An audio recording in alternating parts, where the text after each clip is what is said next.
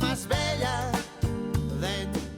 Bonjour à vous tous, on est en fréquence Paris Pluriel 106.3 et soleado en París. Estamos aquí con Juanito Guanabacoa. Bueno, muy buenos días. Empezamos la sección ahora de México y América Latina con un tema muy interesante. Hemos seguido a algunos periodistas alternativos de México y de otras partes de Latinoamérica que visualizan la situación en México ahora más que nada a la mitad del sexenio de Enrique Peña Nieto y con en puerta elecciones en varias partes de la República. Y bueno, en esto el periodismo alternativo ha hecho un gran esfuerzo internacional por la reconstrucción de un momento histórico en México, de 1960 hasta 1990, en el papel que jugaron y las alternativas que abre o sucedió con los movimientos armados en México. Les traigo ahora a un periodista mexicano del norte del país, de Nuevo León, Alfonso Teja Cunningham, que en la presentación de otro periodista y su libro Amargo lugar sin nombres, nos revela la situación del periodismo alternativo y del compromiso de la información en México. Dejamos correr la grabación agradeciendo a nuestro compañero Abel que desde cabina está haciéndose cargo de la edición. Hay que estar, hay que hacer, hay que pensar, hay que sentir, hay que reflexionar.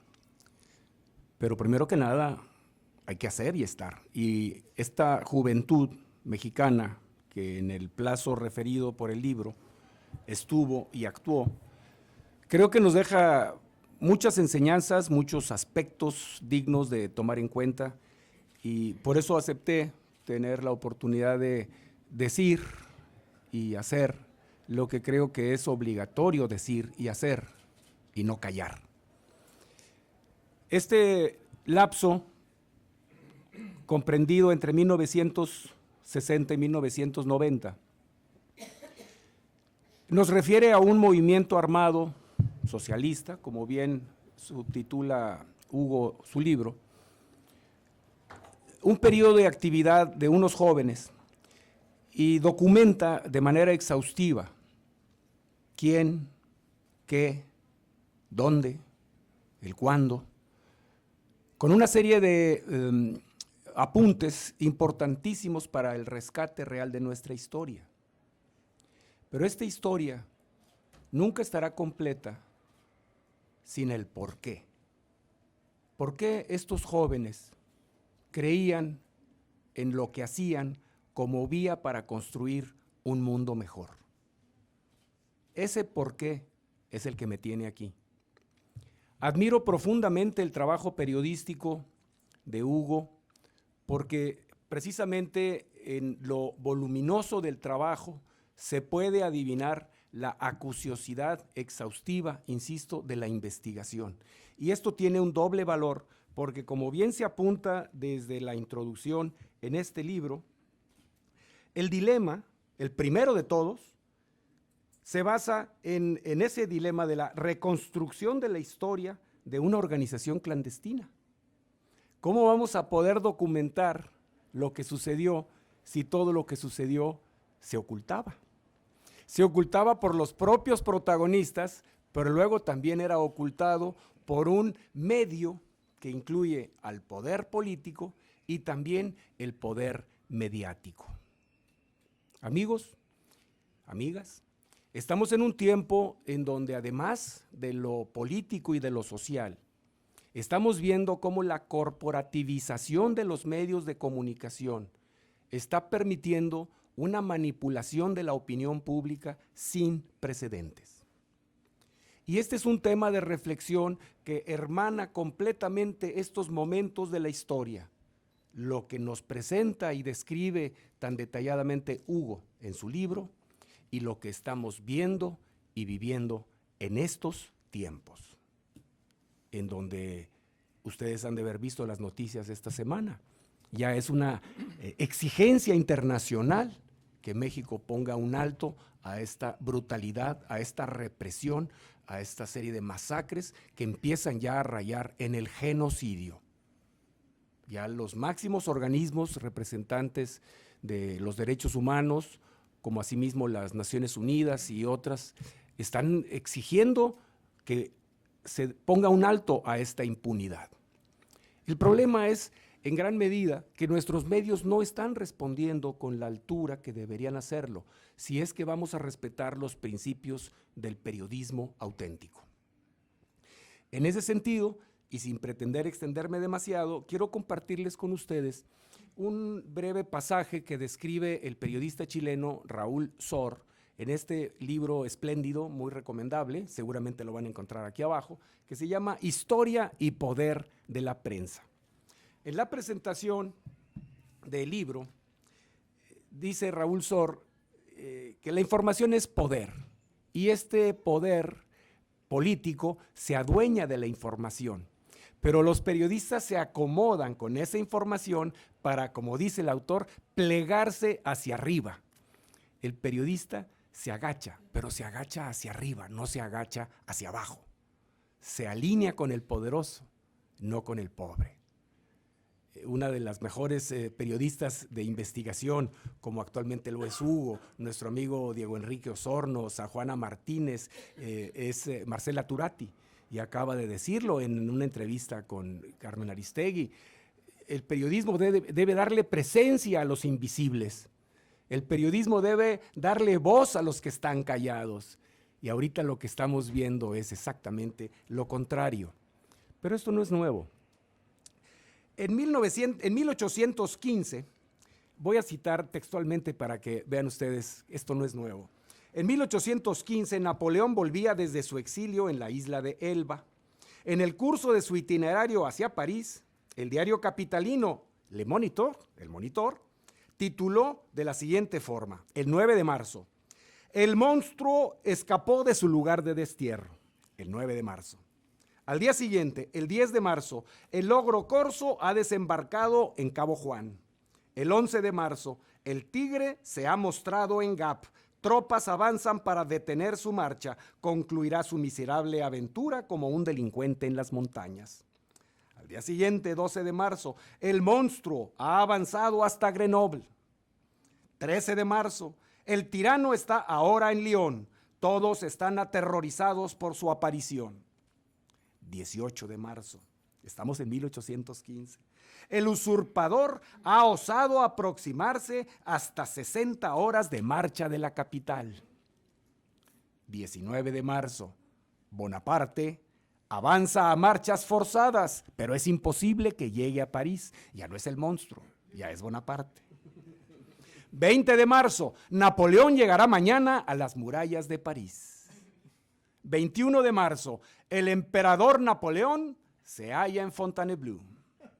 22 de marzo, ayer por la tarde, su majestad, el emperador, hizo su pública entrada en las Tullerías. Nada puede exceder el regocijo universal. Y viene una acotación, una aclaración en un pie de página, un pie de nota, que dice, bajo el imperio napoleónico, el Monitor se convirtió en el periódico oficial y el instrumento de la propaganda bonapartista. De esta manera, las derrotas que las armas francesas sufrieron en Rusia fueron presentadas como reveses menores.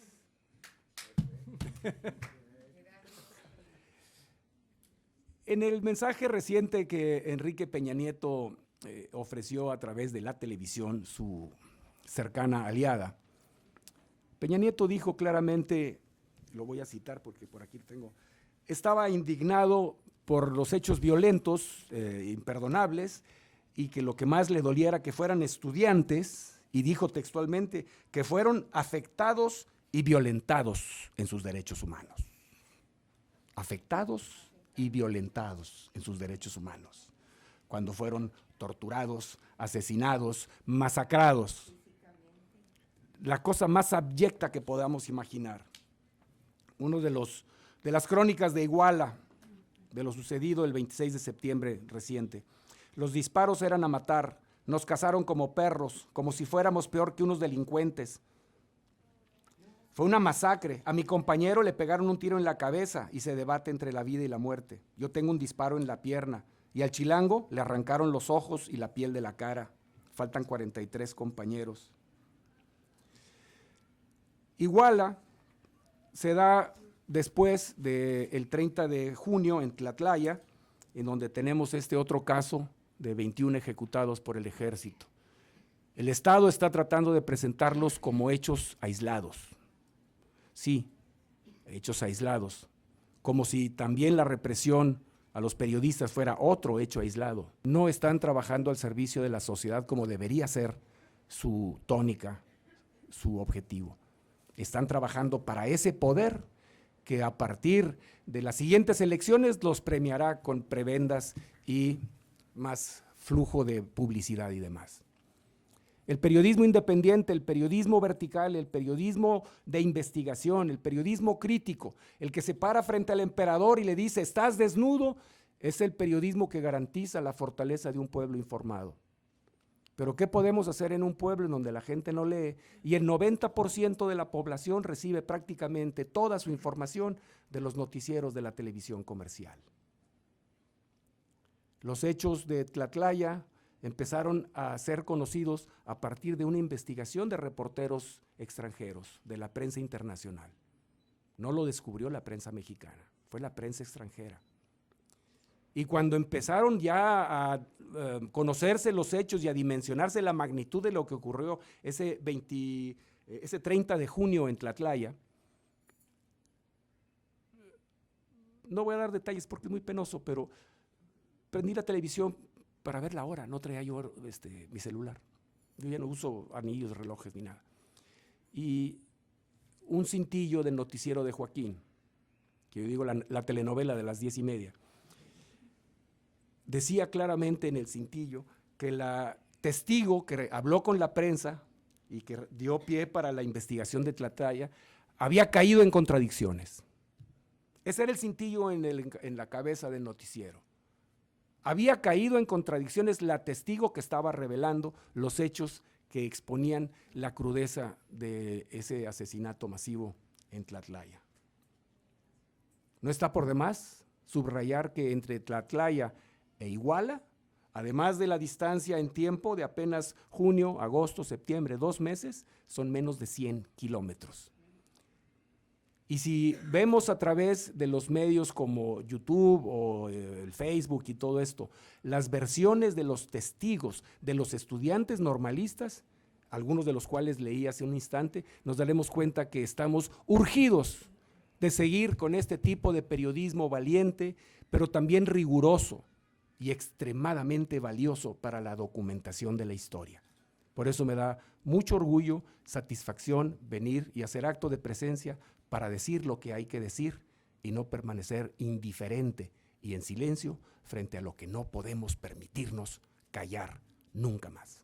Muchas gracias. Bueno, pues hemos visto aquí que los periodistas latinoamericanos, porque también hay que mencionarlo, el periodista chileno que acaba de hacer mención, nuestro compañero Alfonso Teja, están presentando la realidad en México, están poniéndose ante el poder mediático y bueno, es una realidad reconocer cómo se ha manipulado la opinión pública. Entonces, este hecho es poner en relieve el trabajo de los periodistas, concretamente del grupo de periodistas mexicanos que están reconstruyendo todo aquello relacionado con la Guerra Fría, el movimiento de 68, la masacre de Tlatelolco, la de 71 en el Halconazo y todo este bagaje de movimientos sociales armados que se da en México. Y bueno, posteriormente les daré el resultado de una investigación de testimonios. Hay que hacer notar que al testimonio se le tiene que dar ya un valor distinto. Con eso terminamos la sección de este domingo de su servidor Juanito Guanabacoa y continuamos la emisión con un poco de música.